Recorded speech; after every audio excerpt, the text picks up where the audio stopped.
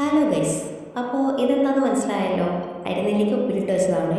ഒരു കുപ്പി നിറയെ ഉപ്പിലിട്ട് വെച്ചിട്ട് പകുതിയോളം ഞാൻ കഴിച്ചു കൊടുത്തു. ബാക്കിയെടുത്ത് അച്ചാറുണ്ടാക്കാമെന്ന് വിചാരിച്ചു. അപ്പോൾ ഞാനൊരു ചട്ടി അടുപ്പത്തേക്ക് വെച്ചിട്ട് അതിലേക്ക് നല്ലെണ്ണ ഒഴിച്ചു കൊടുത്തു. നല്ലെണ്ണ ഒഴിച്ചു കൊടുത്ത് അതേപടി തന്നെ ഞാൻ കടുകിട്ട് കൊടുത്തു. കടുകിട്ട് കൊടുത്തതിന് ശേഷം ഞാനത് അടച്ചു വെച്ചു. കാരണം പൊട്ടിത്തെറിക്കാൻ പാടില്ലല്ലോ. അപ്പോൾ അതുകൊണ്ട് അത് അടച്ചു വെച്ചു. അത് പൊട്ടിക്കഴിഞ്ഞതിന് ശേഷം ഞാൻ അതിലേക്ക് രണ്ടായി കീറിയിട്ട കറിവേപ്പിലയും കുറച്ച് ചതച്ച വെളുത്തുള്ളിയും കൂടി ചേർത്തിട്ട് നന്നായിട്ട് മൂപ്പിച്ചെടുക്കാൻ വേണ്ടി പോകണം. അതിങ്ങനെ മൂത്ത് വരട്ടെ. മൂത്ത് വന്നതിന് ശേഷം ഞാൻ സാധാരണ എല്ലാവരും ചെയ്യുന്നത് പോലെ മുളക് പൊടി, മല്ലിപ്പൊടി, മഞ്ഞൾപ്പൊടി, ഉപ്പ് അങ്ങനത്തെ സംഭവങ്ങളൊന്നും ഞാൻ ചേർക്കുന്നില്ല. ഞാൻ അച്ചാർ പൊടിയിലാണ് ഉണ്ടാക്കാൻ ഉദ്ദേശിക്കുന്നത്. അച്ചാർ പൊടിയിൽ ഇത്തവണ ഒന്ന് ഉണ്ടാക്കി നോക്കാമെന്ന് വിചാരിച്ചിട്ട് അച്ചാർ പൊടിയാണ് ഞാൻ ചേർക്കാൻ പോകുന്നത്.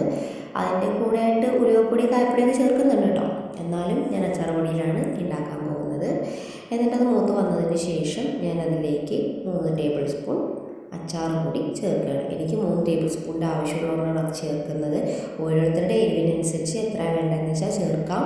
അങ്ങനെ 3 ടേബിൾ സ്പൂൺ അച്ചാർ പൊടിയും ചേർത്തിട്ട് നന്നായിട്ട് തീ ഓഫ് ചെയ്ത് വെക്കണം കേട്ടോ. അത് പറയാൻ മറന്നുപോയി. തീ ഓഫ് ചെയ്തതിന് ശേഷം അതിങ്ങനെ ഒന്ന് ആ ചൂടിൽ ഇങ്ങനെ ഒന്ന് മൂപ്പിച്ചെടുക്കുക. അത് കഴിഞ്ഞതിന് ശേഷം നമ്മൾ എന്ത് ചെയ്യണം, ഉപ്പിലിട്ട് വെച്ചിരിക്കുന്ന നെല്ലിക്ക അതേപടി ഇതിലേക്ക് ഒഴിച്ചു കൊടുക്കുക. വെള്ളത്തിലാണ് ചെയ്യുന്നത്. ഞാനിതിലേക്ക് ഒരു തുള്ളി പോലും സുർക്ക ചേർക്കുന്നില്ല. കാരണം അത്യാവശ്യം നല്ല പുളിയുണ്ടായിരുന്നു നെല്ലിക്കയ്ക്ക്. അപ്പോൾ അതുകൊണ്ട് ഉപ്പിലിട്ട് വെച്ചിരിക്കുന്ന ആ വെള്ളം അങ്ങനെ തന്നെ ഇതിലേക്ക് ഒഴിച്ചു കൊടുക്കാനാണ് പോകുന്നത്. എന്നിട്ട് ആ വെള്ളം നന്നായിട്ട് വറ്റിച്ചെടുക്കണം. വറ്റിച്ചെടുത്ത് കഴിഞ്ഞിട്ടുണ്ടെങ്കിൽ ഒരു കുഴപ്പമില്ല, കേടുവരാതെ ഇരുന്നോളും. നമ്മൾ ഈ വെള്ളത്തിൻ്റെ അംശം കൂടുതലായിട്ട് ഉണ്ടാകുമ്പോഴാണ് അച്ചാർ പെട്ടെന്ന് കേടുവന്ന് പോവുക.